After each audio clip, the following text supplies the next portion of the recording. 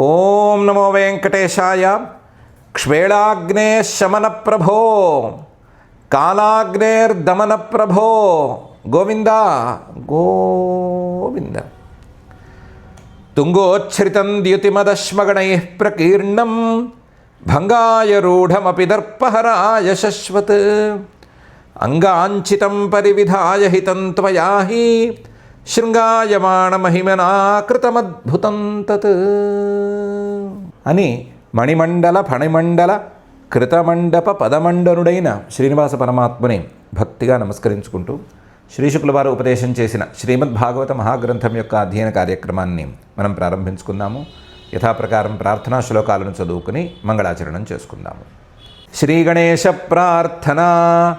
త్వమేవ విశ్వం సృజసి భవక్త్ర త్వమేవ విశ్వం పరిపాసి దేవా త్వమేవ విశ్వం హరసేఖిలేశ త్వమేవ విశ్వాత్మక ఆవిభాసి. శ్రీ గురు ప్రార్థన. గురుర్బ్రహ్మా గురుర్విష్ణు గురుర్దేవో మహేశ్వరః గురుః సాక్షాత్ పరం బ్రహ్మ తస్మై శ్రీ గురవే నమః. శ్రీనివాస ప్రార్థన. రహస్యాంతరవాసాయ సమస్యాంతతనూభృతే సహస్యమాసే పూజ్యాయ శ్రీనివాసాయ తే నమః. అథ సంకల్పః. అస్మాకం ఉపాత్త సమస్త దురిత క్షయ ద్వారా బుద్ధిశుద్ధ్యర్థం విద్యాభివృద్ధ్యర్థం భక్తిజ్ఞానవైరాగ్యాది తదనుకూల సర్వసంపత్సమృద్ధ్యర్థం శ్రీపరమేశ్వర ప్రీత్యర్థం శ్రీమద్భాగవత పాఠం కరిష్యామహే.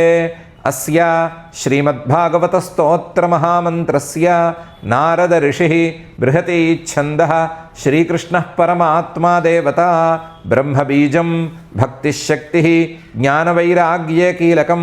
అస్మాకం శ్రీమద్భగవత్ప్రసాదసిద్ధ్యర్థే పాఠే వినియోగః. ధ్యానం నారాయణాంతరహితాద్వయసౌఖ్యదృష్టిం వ్యాసప్రసూతశుకశౌనకపూర్వపుష్టిం సంసారమూలఘనతామసభావనష్టిం సూర్యం సమాశ్రయత భాగవతం సుఘృష్టిం. శ్రీ గురుభ్యో నమః. కాళీయమర్దన ఘట్టం పూర్తయింది. కాళీయుణ్ణి నువ్వు సముద్ర మధ్యంలో ద్వీపానికి వెళ్ళిపో, నీ భార్య పిల్లల్ని అందరినీ తీసుకెళ్ళిపో, ఇక్కడ ఉండొద్దు, ఈ నీటిని పాడు చేయొద్దు అని చెప్పడం జరిగిపోయింది. కాళీయుడు అక్కడి నుంచి బయలుదేరి వెళ్ళిపోవడం జరిగిపోయింది. ఇక మీద పాపం శ్రీకృష్ణుడు ఆ కాళీయ సరస్సులోంచి బయటికి రావాలి. బయటకు వచ్చిన తర్వాత ఆయన అందరూ కాగులించుకోవాలి, అందరి ప్రాణాలు లేచి రావాలి, ఇలాంటి విషయాలు చెప్పాలి. ఆ చెప్పకముందే సప్తదశాధ్యాయంలో రాజుగారు పరీక్షిత్ గారు కొత్త విషయాన్ని అడుగుతున్నారు శ్రీ శుకుల వారిని.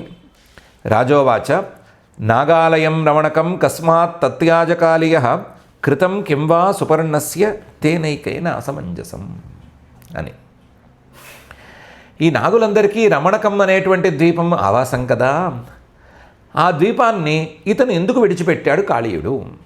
కాళీయుడు అనేవాడు ఆ ద్వీపం విడిచిపెట్టి బయటికి ఎందుకు వచ్చాడు?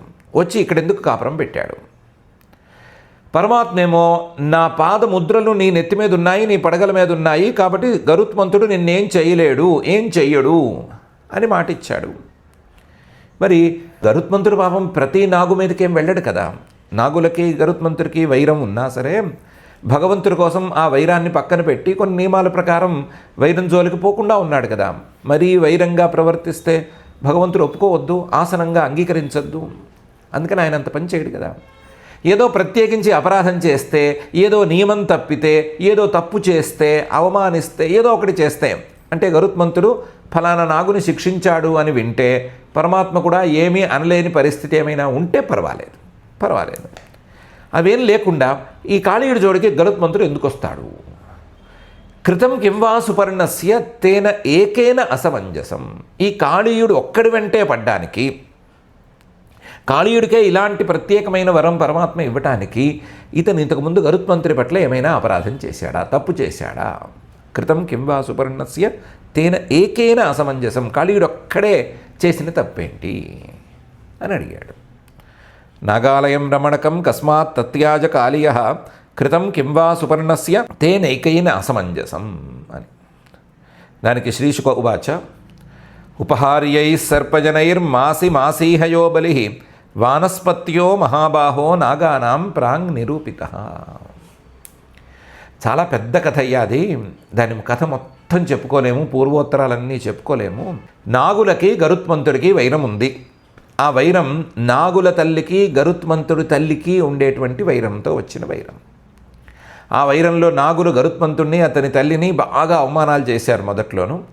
తర్వాత గరుత్మంతుడు వాళ్ళ అవమానాల నుంచి తప్పించుకోవడానికి వాళ్ళకి అమృతం తెచ్చిపెట్టి తల్లిని దాస్యం నుంచి విముక్తం చేశాడు. అయినా ఆయన మనసులో కాస్త నాగుల మీద కోపం ఉండేది. ఆ కోపంతో చాలా జరిగినాయి. చాలా జరిగేసరికి ఒక ఒడంబడిక చేసుకున్నారు. ఏమని?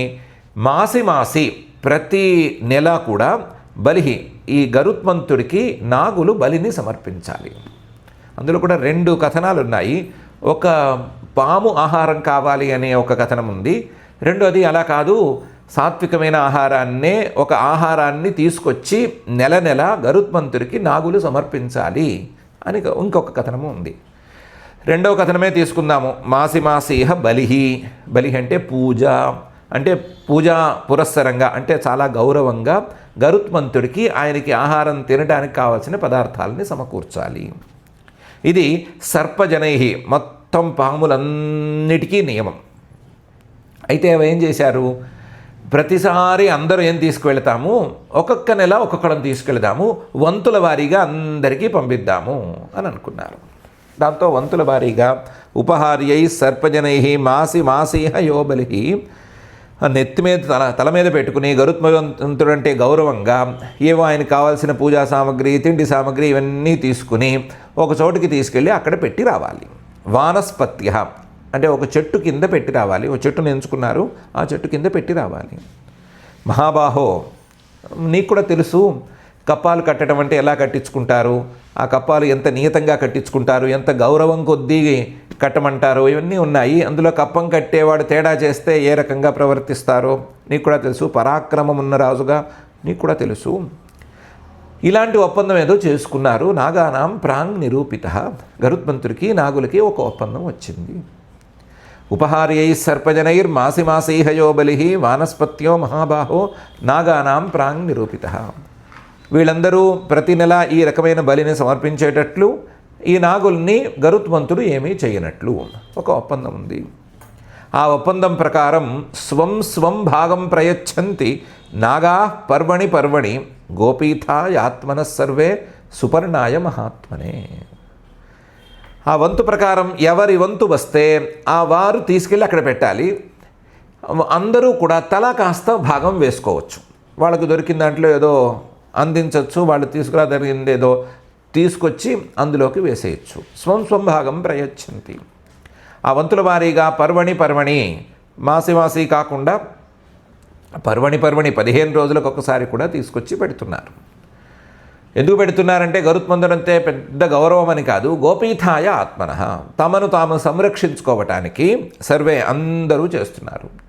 ఎందుకంటే ఆయన సుపర్ణాయ మహాత్మనే, చాలా బలవంతుడు, మంచి రెక్కలున్నవాడు. ఎలాంటి రెక్కలున్నవాడు అంటే ఇంద్రుడు వజ్రాయుధాన్ని వేస్తే ఆ వజ్రాయుధం తాకిడికి ఈయనలో రాలిపోవలసిన ఒక్క ఈక మాత్రమే ఈ ఊడి కింద పడింది అన్నంత స్థాయిలో బలవంతుడు. అంటే ఇంద్రుడి వజ్రాయుధం కూడా ఈయన ఈకలకి సాటి కాదు, అంత బలవంతుడు. అంత బలవంతుడితో వీళ్ళు విరోధం ఎక్కడ పెట్టుకుంటారు? అందుకని గోపీథాయ ఆత్మన సర్వే సుపర్ణాయ మహాత్మనే స్వం భాగం ప్రయచ్చంతి నాగా పర్వణి. వంతు ఒకరోజు కాళీయుడిది వచ్చింది. కాళీయుడిది వస్తే వెళ్ళాలి కదా, ఇవ్వాలి కదా, అక్కడ పెట్టాలి కదా. ఇతను ఏం చేశాడు? విషవీర్య మదావిష్ట కాద్రవేయస్తు కాళీయ కదర్థీకృత్య గరుడం స్వయం తం బుభుజే బలిం. ఈ కాళీయుడికి నా దగ్గర ఉన్నంత విషం ఎవరికీ లేదు అని ఒక గర్వం, నా ప్రభావం ఎవరికీ లేదు, ఎందుకంటే నేను 101 పడగలవాడిని అని మదం, గర్వం. ఆ గర్వంతో తన వంతు వచ్చినప్పుడు కాద్రవేయస్తు కాళీయ, ఈ కాళీయుడు కద్రు అనేటువంటి నాగమాతకి పిల్లవాడు. అయినా సరే కాద్రవేయులందరికీ ఉండేటువంటి నియమం, నాగులకి అందరికీ ఉండేటువంటి నియమం తాను పాటించవలసి వచ్చినప్పుడు ఈ కాళీయుడు గదర్థీకృత్య, గరుత్మంతుడు ఏంటి, గరుత్మంతుడు నన్నేం చేస్తాడు, నేను కనుక గట్టిగా కాటేస్తే గరుత్మంతుడు మొత్తం విషం ఎక్కి చచ్చిపోతాడు అని అక్కర్లేని మాటలు మాట్లాడి గరుడం ఆ బలులు మిగతా వాళ్ళందరూ తెచ్చి పెడతారని అనుకున్నాం కదా, అందరూ తలా కాస్త బుట్టలో వేస్తే ఆ బుట్టలు తీసుకొచ్చి ఆ చెట్టు దాకా తీసుకురాకుండా స్వయం తంబు భుజే బలిం మొత్తం తానే తినేశాడు. దీన్ని బట్టే మనం ఏం చేసామంటే ప్రతి మాసము ఒక్కొక్క సర్పం ఆహారం అవ్వాలి అనే కథనాన్ని తీసుకోవద్దు, సర్పాలందరూ ఆయనకి ఏదో బలిని సమర్పించటం అనేటువంటి నియమమే తీసుకుందాము, ఆ కథనాన్నే ప్రామాణికంగా తీసుకుందాము అని అనుకున్నాము. ఎందుకంటే పామును పాము తినేసింది అనేది ప్రస్తుతానికి అంతగా వీలుగా ఉండదు కదా, పాములు తింటాయి, ఆ సందర్భాలు వేరు, ఆ గోలలు వేరు. ఇప్పుడు అలాంటి గోల కాదు. స్వయం తంబు భుజే బలిం, గరుత్మంతుడికి సమర్పించవలసింది గర్వం కొద్దీ తాను తిన్నాడు. విషవీర్య మదావిష్ట కాద్రవేయస్తు కాళియ కదర్థీకృత్య గరుడం స్వయం తంబు భుజే బలిం తచ్ఛ్రుత్వా కుపితో రాజన్ భగవాన్ భగవత్ప్రియ విజిఘాంసుర్మహావేగ కాళియం సముపాద్రవత్. గరుత్మంతుడికి అది తెలిసింది. తచ్ఛ్రుత్వా కుపితో రాజన్ చాలా కోపగించుకున్నాడు. రాజుగా నీకు తెలుసు, కప్పం కట్టను అన్నవాడి మీద ఎంత కోపం వస్తుందో నీకు కూడా తెలుసు. అలాంటిది ఏవేవో మాటలు మాట్లాడి గరుత్మంతుడికి నేను సమర్పించేదేంటి, గరుత్మంతుడు నేను కాటేస్తే అయిపోతాడు అనే మాటలు కూడా మాట్లాడుతున్నాడు అని కూడా విన్నాడో ఏమో. గరుత్మంతుడు చాలా కోపగించుకున్నాడు కాళీయుడి మీద. భగవాన్, నిజానికి గరుత్మంతుడు పూజ్యుడు, బలవంతుడు, భగవత్ప్రియ, భగవంతుడికి ఇష్టమైనవాడు, భగవంతుడంటే ఇష్టంగా ఉన్నవాడు. ఆయన మాట మీదే నాగుల జోలికి పోకుండా జాగ్రత్తగా ఉంటున్నాడు. కానీ తప్పు చేశాడు కదా, అవకాశము దొరికింది. అదే సమయంలో ఇలా తప్పులు చేసిన వాళ్ళ మీద వెంటనే గనక దెబ్బ కొట్టకపోతే వాళ్ళు ఇంకా పెట్టరేకపోతారు, వాళ్ళని చూసి మిగతా వాళ్ళందరూ కూడా పెట్టరేకపోతారు కదా. అందుకని విజిఘాంసు, ఎలాగైనా దెబ్బ కొడదాము అని అనుకుని మహావేగంగా కాళీయం సముపాద్రవత్, కాళీయుడి దగ్గరికి వచ్చాడు. తచ్ఛ్రుత్వా కుపితో రాజన్ భగవాన్ భగవత్ప్రియ విజిఘాంసుర్మహావేగ కాళీయం సముపాద్రవత్ తమాపతంతం తరసా విషాయుధ ప్రత్యభ్యయాదుచ్ఛ్రితనైకమస్తక దద్భిస్సుపర్ణం వ్యదశద్దదాయుధ కరాలజిహ్వోచ్ఛ్వసితోగ్రలోచన. మామూలుగా గరుత్మంతుడు వేగంగా వస్తున్నాడు, కోపంగా వస్తున్నాడు అంటే పారిపోవాలి పాములు. ఈ కాళీయుడు పారిపోలేదు. తమ ఆపతంతం, రాని అన్నాడు. తరస, అతను వేగంగా రావటం ఏంటి, నేను అంతకంటే వేగంగా వెళ్తాను, సరసరసర సాగి వస్తాను, పాక్కుంటూ వస్తాను అన్నాడు. తరస, నీకు ఆయుధాలు ఏవయ్యా, విషాయుధ అన్నాడు. నా విషమే నాకు ఆయుధము, నా విషం సోకిందంటే గరుత్మంతుడు అంతే. ఎందుకంటే గరుత్మంతుడు అమృతాన్ని తెచ్చాడు కానీ అమృతాన్ని తాగలేదు. కాబట్టి విషాయుధ, నా ముందు అతను నిలవలేడన్నాడు. ప్రత్యభ్యయాత్, ఎవరు ఎంత చెప్తున్నా సరే కాదనకుండా గరుత్మంతుడికి ఎదురు వెళ్ళిపోయాడు. బాగా యుద్ధం చేసి ఈరోజు గరుత్మంతుడి సంగతి తేల్చేద్దాం అనుకుని వెళ్ళాడు. ఉచ్ఛ్రిత నైకమస్తక, మొత్తం 101 పడగల్ని పైకెత్తాడు. పడగెత్తి మరీ జర పాక్కుంటూ వెళ్ళాడు. మొత్తం మీద గరుత్మంతుడు ఈయన ఒకచోట కలిశారు. దద్భిస్సుపర్ణం దదాయుధ, ఇతనికి దంతాలే కదా ఆయుధాలు. గరుత్మంతుడికేమో నఖాల ఆయుధాలు, కాళీయుడికేమో దంతాల ఆయుధాలు. అందువల్ల గరుత్మంతుడిని పట్టుకుని తన పళ్లతో అతన్ని కాటేశాడు. విషం గరుత్మంతుడిలోకి ఎక్కాలి అని. కాటేసేటప్పుడు మాత్రం కసిగా కాటేశాడు. కరాల జిహ్వోచ్ఛ్వసితోగ్రలోచన, కరాళంగా చాలా భయంకరంగా ఉండేటువంటి తన నాలుకని బయటికి తీశాడు. నాలుకలని కానీ బయటికి తీశాడు. ఉచ్ఛ్వాస బొసలు కొడుతున్నాడు. ఉగ్రలోచన, ఉగ్రంగా కళ్ళు ఎర్రబరిచి ప్రతి మొహంలోనూ ఉండేటువంటి కళ్ళు ఎర్రగా చేసుకుని ఆ గరుత్మంతుడిని చూస్తున్నాడు. అలా చూసి గరుత్మంతుడిని ఎక్కడ పడితే అక్కడ కాటేశాడు. తమాపతంతం తరసా విషాయుధ ప్రత్యభ్యయాదుచ్ఛ్రిత నైక మస్తక దద్భిస్సుపర్ణం వ్యదశద్దదాయుధ కరాళ జిహ్వోచ్ఛ్వసితోగ్రలోచన దంతార్క్ష్యపుత్ర సనిరస్య మన్యుమాన్ ప్రచండ వేగో మధుసూదనాసన పక్షేణ సవ్యేణ హిరణ్యరోచిష జఘాన కద్రూసుతముగ్ర విక్రమ. ఆయనేమో గరుత్మంతుడేమో తార్క్ష్యపుత్ర, చాలా ప్రభావవంతుడైనటువంటి వాడు. ఆయన తల్లి చాలా గొప్పది. అలాగే తండ్రి కశ్యప ప్రజాపతి గారు ఆయన చాలా గొప్పవాడు. ఇతను కాటు వేస్తుంటే, కాళీయుడు కాటు వేస్తుంటే అలా తోసేశాడు. తిరస్కరించాడు. విషమేమీ గరుత్మంతుడికి ఎక్కలేదు. ఒకవేళ గరుత్మంతుడి మీద కాట్లు వేస్తూ ఉంటే గరుత్మంతుడు ఈకల్లోనో ఈకల మొదళ్లలోనో ఎక్కడో ఆ విషం చిక్కుకొని కింద కారిపోయింది, కానీ లోపలికి ఎక్కలేదు. కాకపోతే నన్ను కాటేసేంత గొప్పవాడైపోయాడా, అంత మహావీర్యవంతుడా అని కోపం మాత్రం వచ్చింది గరుత్మంతుడికి. మన్యుమాన్, దాంతో ప్రచండ వేగ, ఇంకా వేగాన్ని పెంచేసి పక్షేణ సవ్యేన హిరణ్య రోచిష, బంగారంలాగా ధగధగా మెరుస్తున్న తన కుడి రెక్కని పట్టుకుని కద్రుసుతం జఘాన, ఈ కద్రు పిల్లవాడైనటువంటి కాళీయుడిని ఒక్క దెబ్బ కొట్టాడు. నిజానికి గరుత్మంతుడు కాళీయుడు అంచనా వేసిన దానికంటే కూడా ఉగ్ర విక్రమ, చాలా పరాక్రమం ఉన్నవాడు. దీనికి తోడు మధుసూదన ఆసన, భగవంతుడి యొక్క ఆసనం, భగవంతుడు ఆయన మీద కూర్చుని ప్రయాణం చేసేంత స్థాయిలో ఉన్నవాడు. కాబట్టి భగవంతుడి యొక్క స్పర్శ వల్ల వచ్చిన బలం, సహజంగా జన్మతః సంప్రాప్తించిన బలం, పరాక్రమం, ఇదిగాక నాగుల మీద కోపం, ఆ నాగుల మీద కోపంతో పాటుగా తప్పు చేసిన కాళీయుడి మీద కోపం, ఇవన్నీ కలిసి వచ్చినాయేమో దెబ్బ గట్టిగా తగిలింది. తం తార్క్ష్యపుత్ర స నిరస్య మన్యుమాన్ ప్రచండ వేగో మధుసూదనాసన పక్షేణ సవ్యేన హిరణ్యరోచిష జఘాన కద్రూ సుతముగ్ర విక్రమ.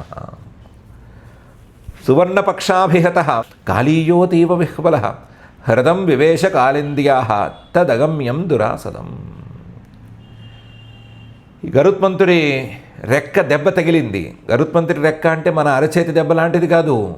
ఇందాకే చెప్పుకున్నాం మనం, వజ్రాయుధానికి ఆయన రాలిపోవాల్సిన ఒక ఈక కదిలి కింద పడింది అని, లేదా అసలు ఆయనే కదిలిచ్చి కింద పడేశాడు, వజ్రాయుధాన్ని కాస్తంతైనా గౌరవించాలి అని 2 రకాల కథనాలు ఉన్నాయి.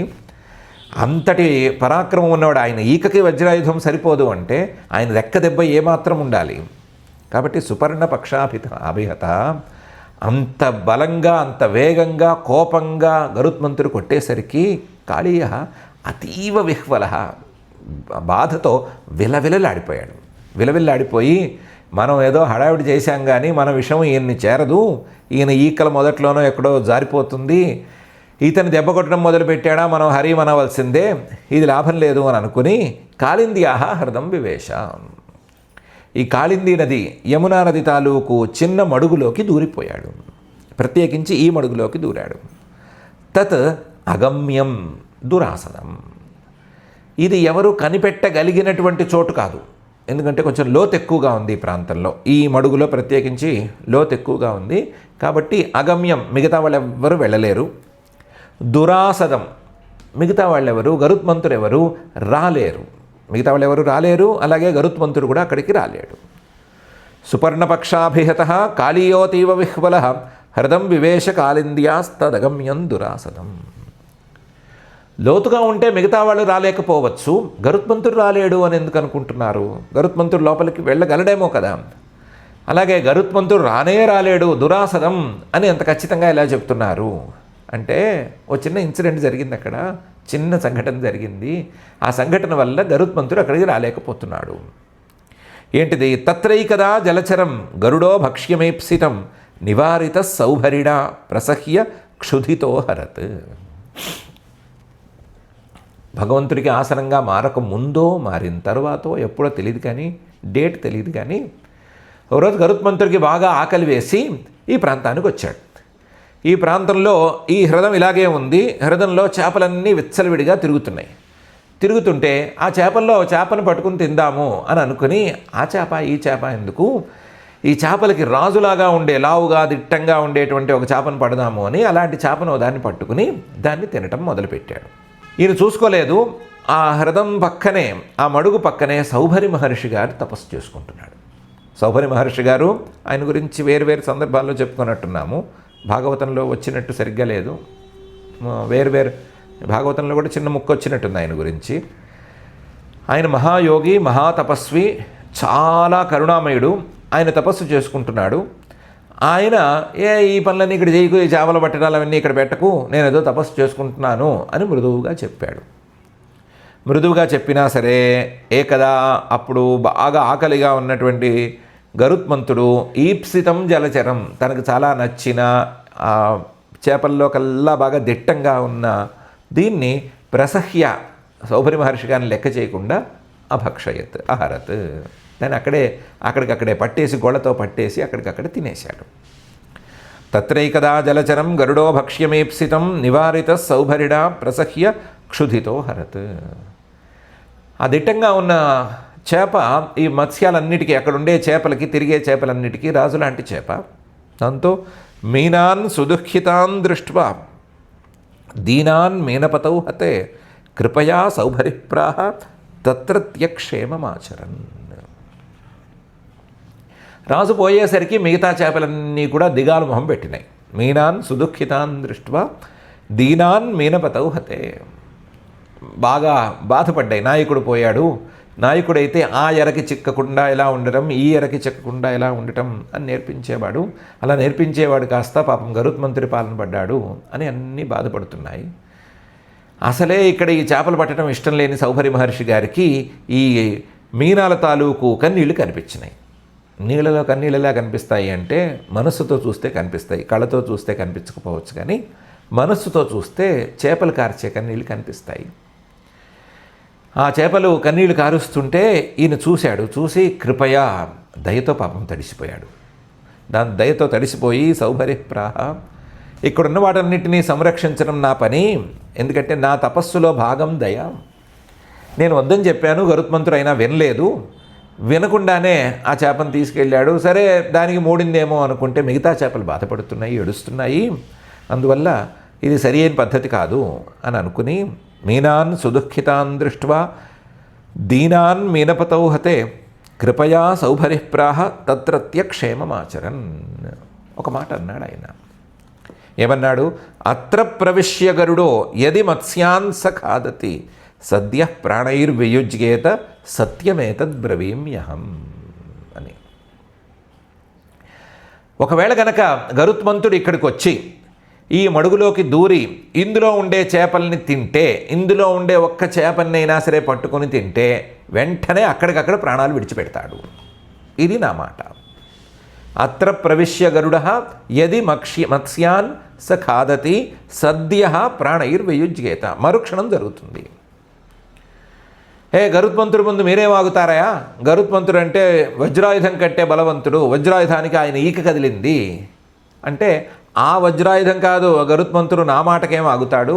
సత్యమేతద్ బ్రవీమ్యహం, నాది సత్యశక్తి, నేను సత్యంగా చెప్తున్నాను. నా వాక్శక్తి గొప్పదా, గరుత్మంతుడి ఈకల శక్తి, గరుత్మంతుడి రెక్కల శక్తి గొప్పదా? తేల్చుకోమనండి. గరుత్మంతుడు ఇక్కడికి వచ్చాడా, ఈ చేపల్ని పట్టాడా, ఇందులోంచి ఒక జలచరాన్ని బయటికి తీశాడా, తీసి తిన్నాడా, మరుక్షణం ఇక్కడికిక్కడే పోతాడు. ఇది నా మాట అని చెప్పారు సౌభరి గారు. అత్ర ప్రవిశ్య గరుడో యది మత్స్యాన్ సఖాదతి సద్య ప్రాణైర్వియుజ్యేత సత్యమేతద్ బ్రవీమ్యహం అని. ఆ తర్వాత సౌభరి గారు కొంతకాలం అక్కడ కూర్చొని తపస్సు చేసుకున్నారు. అక్కడి నుంచి వెళ్ళిపోయారు. సౌభరి గారు లేరు. ఇవన్నీ మాటలు, కానీ ఆయన మాట మాత్రం సత్యంగా అక్కడే ఉంది. ఆయన మాట శాశ్వతం కదా, సత్యం కదా. ఆయన యోగశక్తి ప్రభావం ముందు మిగతావేమి నిలవవు కదా. అందువల్ల ఆ మాట అలాగే ఉండిపోయింది. తం కాళీయ పరం వేద నాణ్య కశ్చన లేలిహ అవాత్సీద్ గరుడాద్ భీత కృష్ణేన చ వివాసిత. ఈ విషయం ఎలా తెలిసిందో కాళీయుడికి తెలిసింది, కాళీయుడికి ఒక్కడికే తెలిసింది. తం కాళీయ పరం వేద నాణ్య కశ్చన, వేరెవ్వరికీ తెలియదు. అందులో పాముల్లో ఎవ్వరికీ తెలియదు. అసలు కాళీయుడు ఇక్కడికి వచ్చింది, ఇక్కడ ఎందుకు దాక్కుంటున్నాడు అని పాములకే తెలియదు. ఏ విషయం ఎవరికీ చెప్పలేదు. కాళీయుడు రహస్యంగా ఈ విషయాన్ని తెలుసుకుని ఇక్కడికి గరుత్మంతుడు రాలేడు అనే ధైర్యంతో ఇక్కడ కాపురం పెట్టాడు. అంతవరకే అందరికీ తెలుసు కాపురం పెట్టాడు అనే, కానీ ఎందుకు ఏమిటి అని తెలియదు. గరుత్మంతుడు ఎందుకు వచ్చి కాళీయుడి మీదకి దాడి చేయటం లేదు అనే సంగతి కూడా ఎవరికీ తెలియదు. కాళీయుడు సేఫ్గా ఉన్నాడు అనే మాట తెలుసు కొంతమందికి ఏమో కాళీయుడి వల్ల ఈ సరస్సంతా విషమైపోయింది అని మాత్రమే తెలుసు. నాణ్య కశ్చన్ లేలిహ, మిగతా ఎవ్వరికీ ఏమీ తెలియదు. దాంతో గరుడాద్భీత సుఖమవాత్సీత్, హాయిగా గరుత్మంతుడికి భయపడకుండా, బయటికి వెళ్తే గరుత్మంతుడు తినేస్తాడేమో అని భయపడి గరుత్మంతుడి భయం లేనటువంటి ఇక్కడ హాయిగా ఉండిపోయాడు. కృష్ణేనచ వివాసిత, శ్రీకృష్ణుడు అతన్ని ఇప్పుడు తోలేశాడు. కాకపోతే గరుత్మంతుడి నుండి పొంచి ఉన్నటువంటి ప్రమాదాన్ని మాత్రం పోగొట్టి ధైర్యంగానే వెళ్ళొచ్చు అని తన పాదముద్రలను అన్నిటికీ అంటించి రాజముద్రలాగా వేసి ఇప్పుడు ధైర్యంగా వెళ్ళు అని పంపించాడు. అటు గరుత్మంతుడి వల్ల ఈయనకి హాని లేదు, కాళీయుడి వల్ల ఈ సరస్సుకి హాని లేదు అనే ఒక శాంతమైన వ్యవహారాన్ని కల్పించి పెట్టాడు. తం కాళీయ పరం వేద నాణ్య కశ్చన లేలిహ అవాత్సీద్ గరుడాద్భీత కృష్ణేన చ వివాసిత. ఇది అసలు కారణం. అందువల్ల కాళీయుడు ఇక్కడ నివాసం ఉంటున్నాడు, ఈరోజు ఇక్కడి నుంచి వెళ్ళిపోయాడు అని రాజుగారికి, పరీక్షిత్ గారికి శ్రీశుకుల వారు చెప్పారు. చెప్పి పైన చెప్పవలసింది చాలా ఉంది, జాగ్రత్తగా విను అని కృష్ణం హృదాద్ వినిష్క్రాంతం దివ్య శరగంధవాససం మహామణి గణాకీర్ణం జాంబూనద పరిష్కృతం. శ్రీకృష్ణుడు ఆ మడుగు నుంచి బయటకు వచ్చాడు. వెళ్ళేటప్పుడు ఎలా ఉన్నాడు? మామూలు వేషంతో ఉన్నాడు. కానీ బయటకు వచ్చేసరికి దివ్య శరగంధవాససం, కాళీయుడు సమర్పించినటువంటి దివ్యమైన గంధాలు, దివ్యమైన మాలలు, దివ్యమైన పట్టుపీతాంబరాలు వీటితో ఉన్నాడు. దేవాలయాల్లో దేవుళ్ళకి, అమ్మవార్లకి, వాళ్ళకి ఒక చీర కాకుండా 10-15 చీరలు కడతారు కదా. మనం సమర్పించిన చీరలన్నీ కడదామనుకుని అన్ని చీరలు తలా రంగు కనిపించేటట్లు కడతారు కదా. అలాగా దివ్య గంధవాససం, దివ్యవాససం, మంచి పట్టుబట్టలు 4-5 అలా మీద వేసుకుని వచ్చాడు. మహామణి గణాకీర్ణం, కొన్ని ఏమైనా నాగమణులు ఈయన కాళ్ళకి అలాగే అంటుకున్నా ఏమో తెలియదు, కానీ మా కాళీయుడు సమర్పించిన మణులు చాలానే ఉన్నాయి. ఆ మణులన్నిటినీ మోసుకొచ్చాడు. జాంబూనద పరిష్కృతం, బంగారు ఆభరణాలని కొన్నిటిని చేయించి లేదా సృష్టి చేసి అప్పటికప్పుడు సమర్పించాడు కదా. దాంతో అసలు ఈ పిల్లవాడు మొత్తం ఒళ్ళంతా బంగారమే ఉంది అన్నట్లుగా బయటకు వచ్చాడు.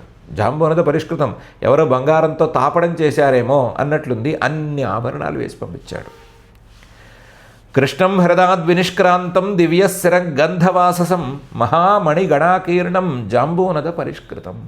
ఇలా ఉండే శ్రీకృష్ణుణ్ణి ఉపలభ్యోత్థితా సర్వే లబ్ధప్రాణా ఇవాసవ ప్రమోద నిభృతాత్మాన గోపా ప్రీత్యాభిపేదిరే. గోపాలకులందరూ చూశారు, అలాగే నందురు మొదలైన వాళ్ళందరూ చూసి అందరూ దగ్గరికి వెళ్ళారు. వాళ్ళకెవరికి ఈ కృష్ణుడు వేసుకున్న మాలలు కానీ, బంగారం కానీ, మణులు కానీ ఇవేం అక్కర్లేదు. వాళ్ళకెవరికైనా సరే ఎవరు కావాలి? శ్రీకృష్ణుడు కావాలి. ఉపలభ్యోత్థితా సర్వే, శ్రీకృష్ణుడిని చూశారు, చూసిన వెంటనే లేచారు. లబ్ధ ప్రాణ ఇవాసవ, ఇంద్రియాలకి ఎలాగైతే ప్రాణం అనేది కావాలో అలాగే వీళ్ళందరికీ కూడా ప్రాణం లాంటి శ్రీకృష్ణుడు కావాలి. అంతవరకే, శ్రీకృష్ణుడే కావాలి. శ్రీకృష్ణుడు ఎలా వచ్చాడు? బంగారం వేసుకుని వచ్చాడా, మణులు వేసుకొచ్చాడా, ఏమక్కర్లా, శ్రీకృష్ణుడు బయటకు వచ్చాడు, ఇంతవరకే వీళ్ళకి కావాలి.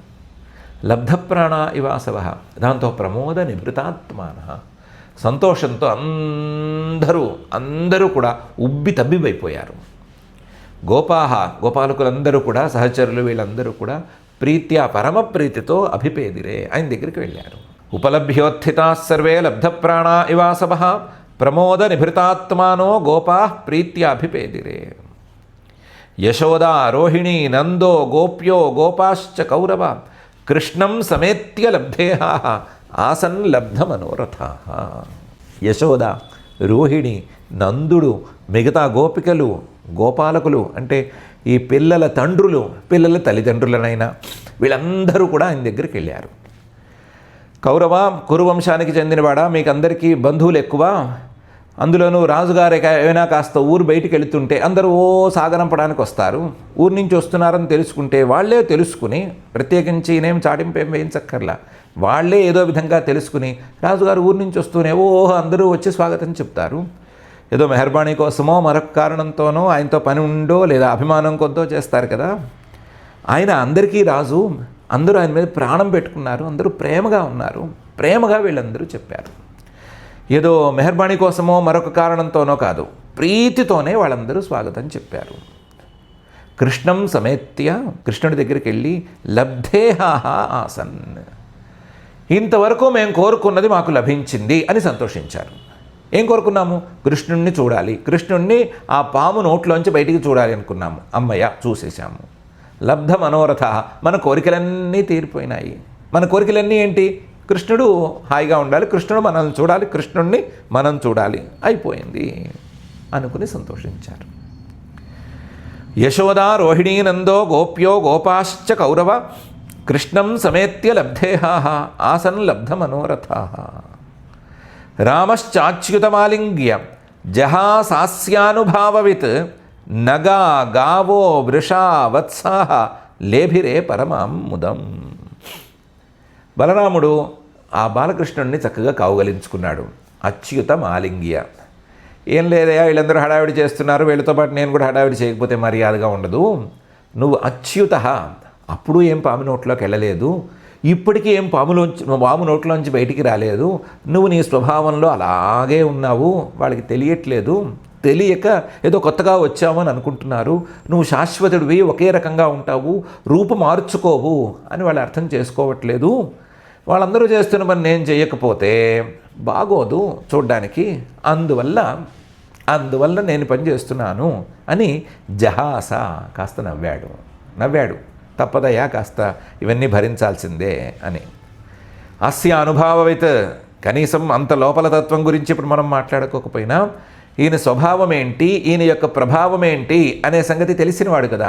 పాము నోట్లోకి ఈయన ఎందుకు దూరతాడు? దూరినవాడు పాము నోట్లోకి వెళ్ళిపోయి అక్కడికక్కడ ఏమైనా పడుకుంటాడా? పడుకోడు కదా, వచ్చేస్తాడు కదా. ఆయన ప్రభావం ఏంటో తెలుసు కదా. ఎప్పుడు ఎవరిని ఎంతవరకు శిక్షించాలో అంతవరకు శిక్షించే పనిలోనే కదా ఉన్నాడు. అందువల్ల తెలుసు కాబట్టి నవ్వుకుంటూ ఉన్నాడు. కాకపోతే నగాహ, అక్కడ చుట్టూ ఉండేటువంటి వృక్షాలు, ఈ కాళీయుడి విషం తాలూకు ధాటికి మాడిపోయిన వృక్షాలు కాక మిగతా వృక్షాలు ఉన్నాయి కదా దూరంగాను, అవి, అలాగే అక్కడే ఉండేటువంటి కదంబ వృక్షం, గావహ ఆవులు, వృషాహ ఆంబోతులు, వత్సాహ దూడలు పరమాం ముదం లేభిరే చాలా సంతోషించినాయి. చెట్లు వాటి సంతోషాన్ని వేరే రకంగా ప్రదర్శించినాయి. ఆవులు, దూడలు, ఆంబోతులు రంకెలేసుకుంటూ ఆనందంగా ఉంటూ ఇటు గంతులు వేసుకుంటూ అవన్నీ కూడా తమ సంతోషాన్ని ప్రకటించినాయి. రామశ్చాచ్యుతమాలింగ్య జహాసాస్యానుభావవిత్ నగా గావో వృషా వత్సాహ లేభిరే పరమాం ముదం. నందం విప్రాస్ సమాగత్య గురవస్ సకలత్రకాః ఊచుస్తే కాళీయగ్రస్తః దిష్ట్యా ముక్తస్తవాత్మజః. నందుడి దగ్గరికి బ్రాహ్మడు వచ్చారు. వచ్చి నందం విప్రాస్ సమాగత్య, ఆ బ్రాహ్మలు గురవ, వీళ్ళందరికీ గురువులు. వాళ్ళు గురువులు కూడా సకలత్రకాహ భార్యలతో సహా అక్కడికి వచ్చి ఉన్నారు. వాళ్ళు నందుడి దగ్గరకు వచ్చి ఊచుస్తే నందుడితో అన్నారు, కాళీయగ్రస్తః దిష్ట్యా ముక్తస్తవాత్మజః. కాళీయుడి నోట్లోకి వెళ్ళాడయా నీ కొడుకు, కానీ నీ అదృష్టం బాగుంది, మన అదృష్టం బాగుంది, మన అందరి అదృష్టం బాగుంది, బయటకు వచ్చాడు. నందం విప్రాస్ సమాగత్య గురవ సకలత్రకాః ఊచుస్తే కాళీయగ్రస్తో దిష్ట్యా ముక్తస్తవాత్మజః. దేహి దానం ద్విజాతీనాం కృష్ణ నిర్ముక్తి హేతవే నందః ప్రీతమనా రాజన్ గా సువర్ణం తదా దిశత్. ఇలాంటి సంతోషకరమైన సందర్భాలు ఉంటే దానాలు చేయాలి. వెంటనేను దానాలు 2 సందర్భాల్లోనూ చేయాలి. ఏదైనా బాగా కష్టం వచ్చి ఆ కష్టం తీరాలి అనుకుంటే, వేరే ఏం చేయడానికి తోచకపోతే, ఏం చేయాలి అనేది తోచడం అనేది జరగకపోతే ఏదో చిన్న దానం చేసుకోవాలి. చేసుకుంటే ఆ కష్టం పోతుంది.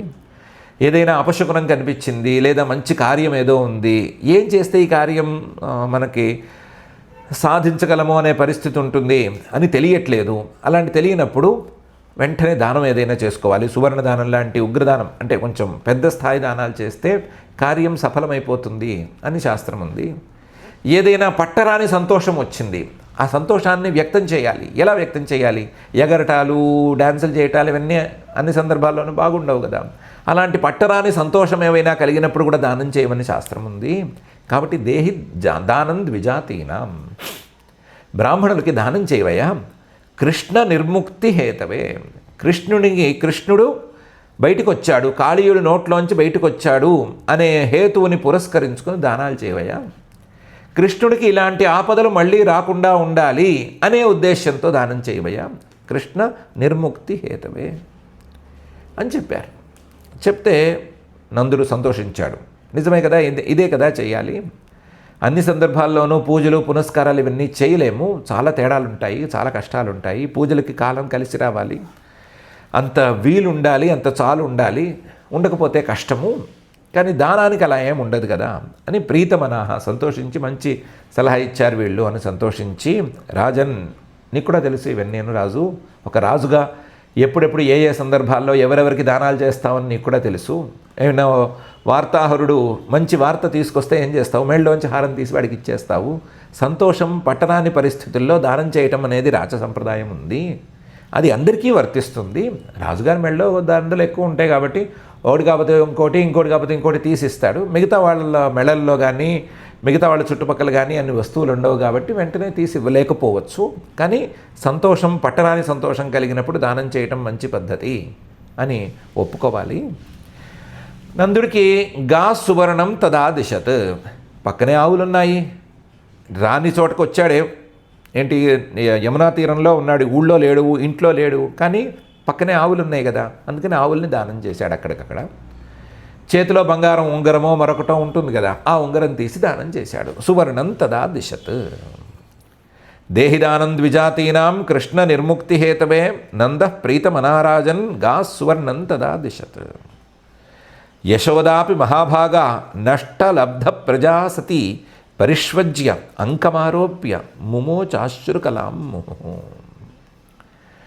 యశోద పరిస్థితి పాపం ఇంకా కష్టమైపోయింది. మహాభాగా చాలా గొప్పది ఆవిడ. నష్టలబ్ధ ప్రజ, ఈ క్షణం వరకు నా పిల్లవాడు పాము కూరలు చిక్కాడు అనే బాధ. ఆ బాధ అయ్యో అయ్యో అయ్యో అనుకుంటూ ఉండగా పామునే తొక్కేసి పామును అక్కడి నుంచి పారిపోయేట్టు చేసి, ఆ పాము ఎక్కడికి వెళ్ళిందో తెలియదు, బరబరబా వెళ్ళిపోయింది, పాక్కుంటూ వెళ్ళిపోయింది.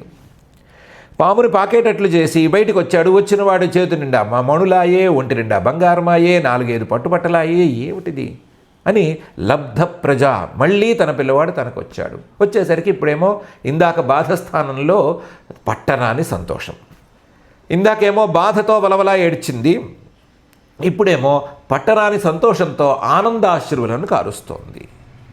అయితే పరిష్వజ్య, కౌగలించుకుని అంకమారోప్య, చిన్నపిల్లవాడే కదా ఒళ్ళో కూర్చోబెట్టుకుని మళ్ళీ దక్కావరా, నా భాగ్యం బాగుందిరా అని చెప్పుకుంటూ అశ్రుకలాం ముమోచ ముహు, మళ్ళీ మళ్ళీ ఆనందాశ్రువులు రాలుస్తూ ఉంది. ఆ కళ్ళలో నీళ్ళు పాపం ఇంకి పోవట్లేదు, ఇందాకేమో బాధతోనూ ఇప్పుడేమో ఆనందంతోనూ. యశోదాపి మహాభాగా నష్టలబ్ధ ప్రజాసతి పరిష్వజ్య అంకమారోప్య ముమోచాశ్రుకలాం ముహు. ఇదంతా ఈ వ్యవహారం అంతా అయ్యేసరికి పొద్దునెప్పుడో వచ్చారు వాళ్ళు, సాయంకాలం దాటి రాత్రి కూడా అయిపోయింది.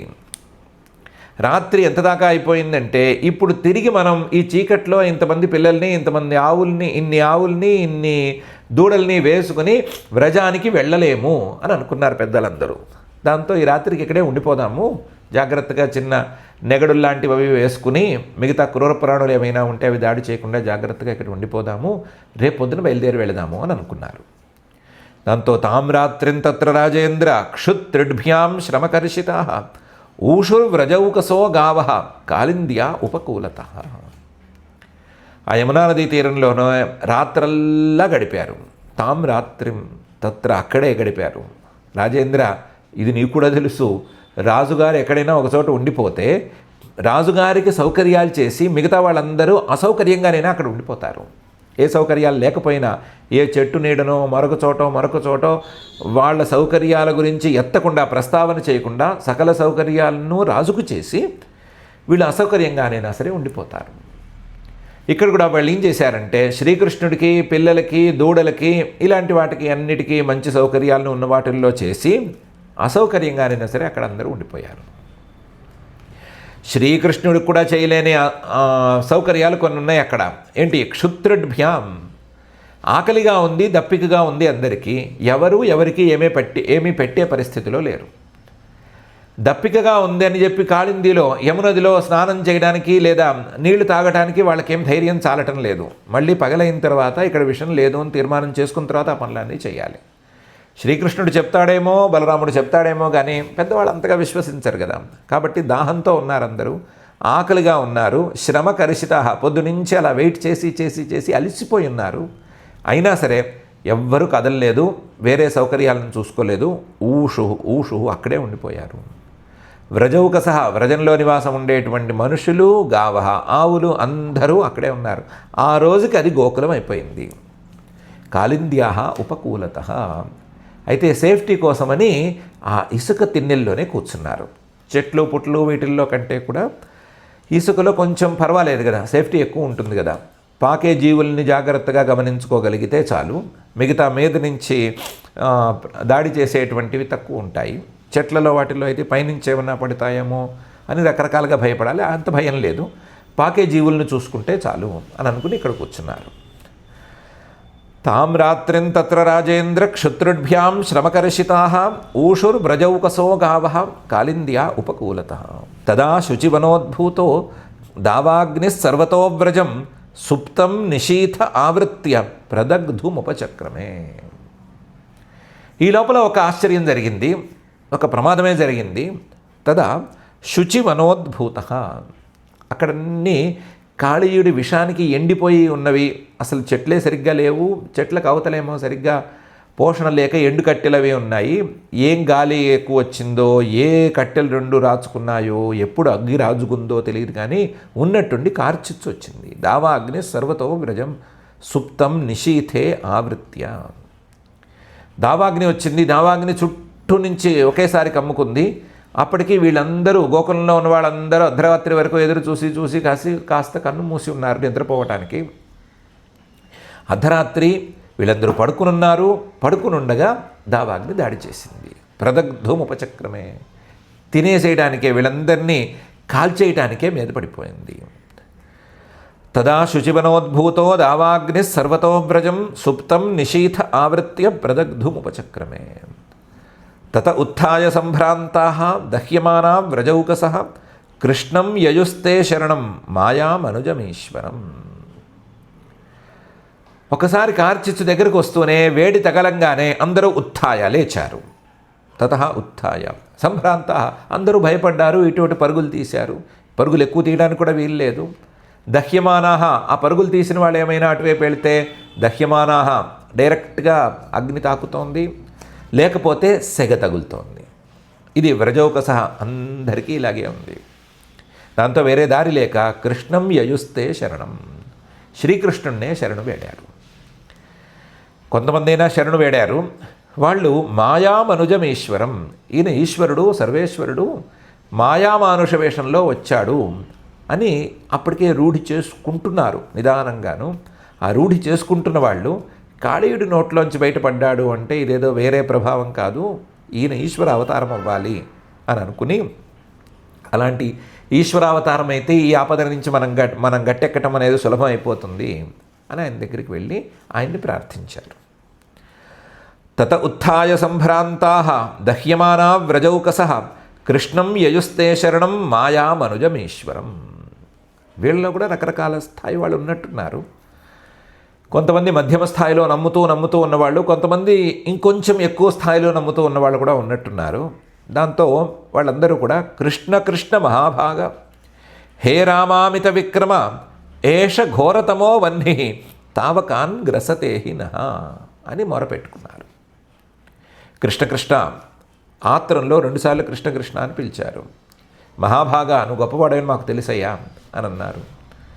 హే రామ, ఓ బలరామ, నీ గురించి కూడా మాకు తెలుసు. అమిత విక్రమ, నీ పరాక్రమం చాలా పెద్దది. పెద్ద పెద్ద గాడిదల లాంటి జంతువుల్ని ఒంటి చేత్తో పట్టుకుని విసిరేస్తావు నువ్వు, అంత పరాక్రమం ఉన్నవాడివి. మేమందరము నీ వాళ్ళం. తావకాన్ ఏష ఘోరతమో వహ్ని గ్రసతేహి నః. ఈ దావాగ్ని, ఈ కార్చిచ్చు సామాన్యంగా లేదు. ఈ ఇసుకలో ఉన్నా ఇప్పటికిప్పుడు సేఫ్గా అనిపించినా సరే చుట్టూ వస్తోంది కాబట్టి మాకు చాలా పెద్ద ప్రమాదం పంచి ఉంది, మమ్మల్ని ఈ కార్చిచ్చు తినేస్తోంది అని అనిపిస్తోంది.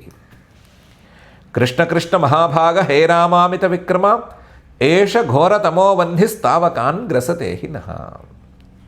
సుదుస్తరాన్నస్వాన్ పాహి కాలాగ్నేః సుహృదః ప్రభో న శక్నుమస్త్వచ్చరణం సంత్యక్తుమకుతో భయం. సుదుస్తరాత్, ఇది మేము దాటిపోగలిగింది, దీన్ని మేము తట్టుకోగలడం అనేది ఉంది అనే పరిస్థితి అయితే లేదు.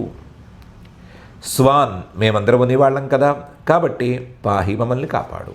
కాలాగ్నేహే, చాలా తీక్ష్ణంగా మాకు మృత్యువులా అనిపించేటువంటి దావాగ్ని నుండి మమ్మల్ని కాపాడు.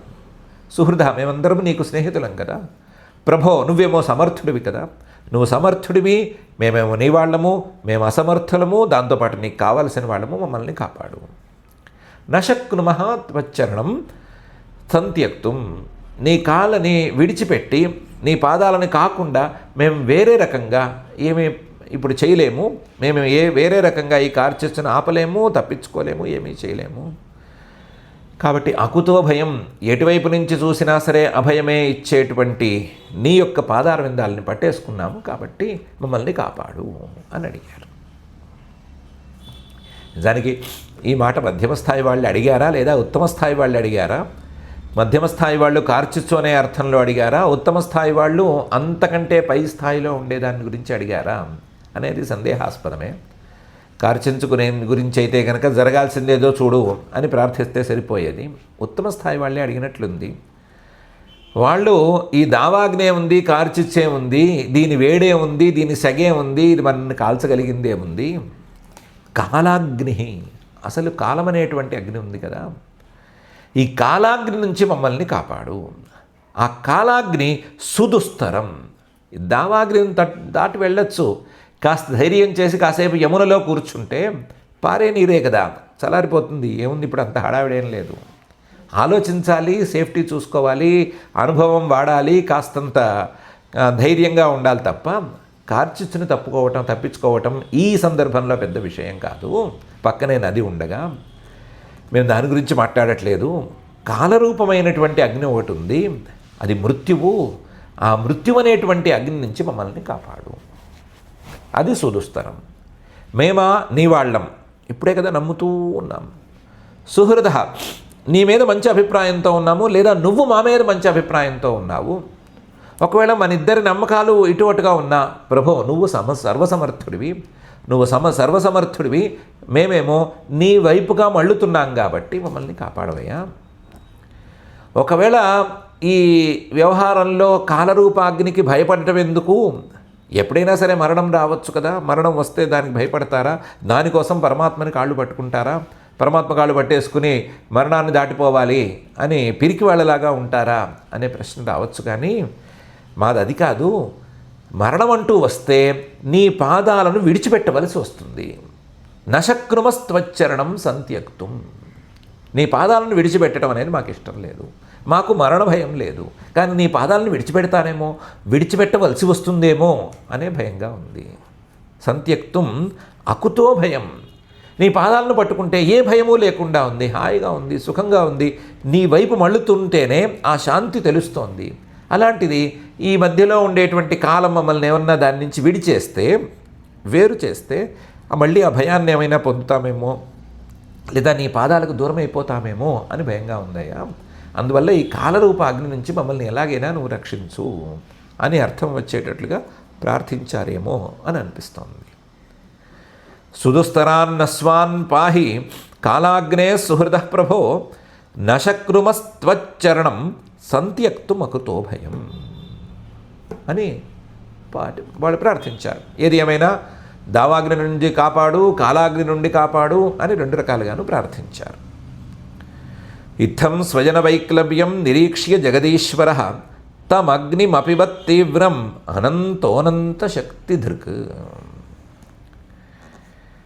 ఇత్థం ఈ రకంగా స్వజన వైక్లవ్యం, తన వాళ్ళందరూ ఒక రకంగా ఏమీ చేయలేని పరిస్థితికి వచ్చేశారు అని నిరీక్ష్య చూసి, జగదీశ్వర సర్వేశ్వరుడైనటువంటి ఆ శ్రీకృష్ణుడు తమ అగ్నిమపివత్ తీవ్రం, తీవ్రమైనటువంటి ఆ కార్చిచ్చుని తాగేశాడు, చల్లార్చేసేసాడు. అనంత, ఏ భేదము లేదు, అగ్నికి ఆయనకి భేదమే లేదు, ఏ పరిమితి లేదు. ఈ చిన్న శరీరంతో ఉండి ఆ అగ్నిని ఎలా శాంతింపజేస్తాడు అనేటువంటి పరిమితి ఆయనకేమీ లేదు. అగ్నిని శాంతింపజేయాలి అంటే అంత పెద్ద శరీరం ఉండాలి అనే నియమం కూడా ఆయనకేమీ లేదు. పరిమితులు లేనివాడు, అంతాలు భేదాలు లేనివాడు, అనంత శక్తిధృక్, అనంతమైన శక్తుల్ని తనలో దాచుకున్నవాడు.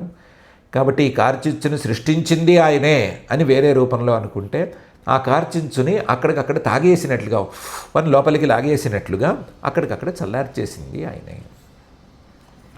ఇత్థం స్వజన వైక్లభ్యం నిరీక్ష్య జగదీశ్వర తమగ్నిమపిబత్ తీవ్రం అనంతోనంత శక్తిధృక్ అని శ్రీశుకుల వారు చెప్తున్నారు, ఈ మాట చెప్పడంతో 25 శ్లోకాలున్న దావాగ్నిమోచనం అనే పేరున్నటువంటి 10వ స్కంధంలోని 17వ అధ్యాయాన్ని ఇక్కడికి పూర్తి చేసేస్తున్నారు.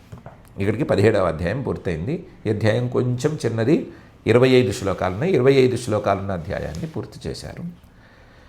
ఈ అధ్యాయంలో కాళీయుడికి గరుత్మంతుడికి వచ్చినటువంటి విరోధం, అలాగే శ్రీకృష్ణుడిని బయటకు వచ్చిన తర్వాత చూసిన గోకులం వారి ఉత్సాహం, తర్వాత ఆ రాత్రి వాళ్ళు అక్కడే పడుకుని ఉంటే కార్చిచ్చు వచ్చి దాడి చేసినప్పుడు శ్రీకృష్ణుడు ఆ కార్చిచ్చుని తాగేయటం అనేటువంటి 3 అంశాలు ఉన్నాయి. ఈ 3 అంశాల్లోనూ దేనికి దానికి విడివిడిగా తాత్పర్య అంశాలు ఉన్నాయి. ఒకటేమో ఎప్పుడైనా సరే ఒక కట్టుబాటు అనేది ఉంటే, ఒక ధర్మం అనేది ఉంటే, ఒక నియమం ఉంటే ఆ నియమాన్ని దాటిపోదాము అని ఎవరు చూడకూడదు. బలం అనేది ఉంది అని అనిపించవచ్చు, కానీ ఆ బలం నిజంగా బలమేనా వాప మరొకట తెలియదు. కాబట్టి కట్టుబాట్లు, ధార్మికమైన కట్టుబాట్లు, ధార్మికమైనటువంటి నియమాలు, వీటిని అంగీకరించి తల వంచి పోవటం అనేది మంచిది, అందరికీ మంచిది అనేది మొదటి అంశంలో తెలిసేటువంటి పాయింట్. రెండవ దాంట్లో పరమాత్మ అంటే ఎంత ప్రేమ ఉండాలి, ఎంత ప్రేమతో వాళ్ళు చేశారు, వాళ్ళు బంగారాన్ని కానీ మరొక దాన్ని కానీ పట్టించుకోకుండా కేవలం పిల్లవాడు, మా పిల్లవాడు అనేటువంటి ప్రేమతో ఎలా చూశారు అనే సంగతి కూడా అందులో ప్రధానమైన అంశం. ఎందుకంటే బంగారం లాంటి సిద్ధులు కానీ, బంగారంలాగా మణుల్లాగా జిగేలమనే మహత్తులు కానీ, లేకపోతే దివ్యమైన అంబరాలు, గంధాలు, కీర్తులు, లేదా మనం కోరుకునే కోరికలు, ఇవన్నీ కాదు, వీటికి విలువ లేదు. ఇవన్నీ పక్కన తోసేయాలి. ఆ పరమాత్మ తత్వం మీద ప్రేమ అనేదాన్ని మాత్రమే పెంచుకోవాలి అనటానికి ఆ అంశం చిహ్నంగా ఉంది.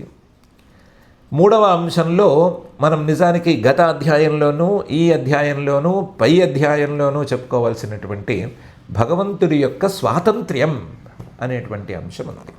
కాళీయ మర్దనం ద్వారా చెప్పదలుచుకుంది ఏంటి, అలాగే ఈ దావాగ్నిపానం ద్వారా చెప్పదలుచుకున్నది ఏంటి, పై అధ్యాయంలో మరొకసారి దావాగ్నిపానం ఉంది, ఆ దావాగ్నిపానం ద్వారా చెప్పదలుచుకుంది ఏంటి అని ఆలోచిస్తే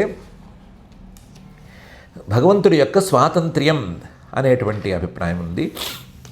ఆ స్వాతంత్ర్యం అనే అంశం ఇందులో ఉంది.